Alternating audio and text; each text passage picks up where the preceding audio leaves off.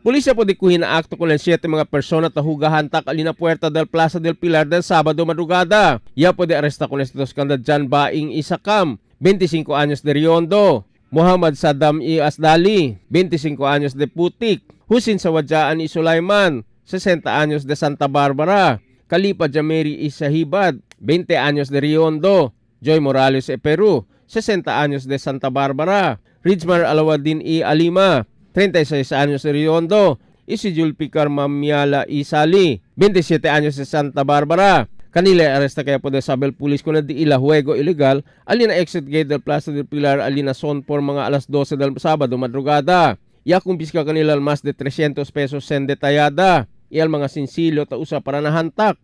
Pulisya po de tawing kumpiska kung un kutsilyo.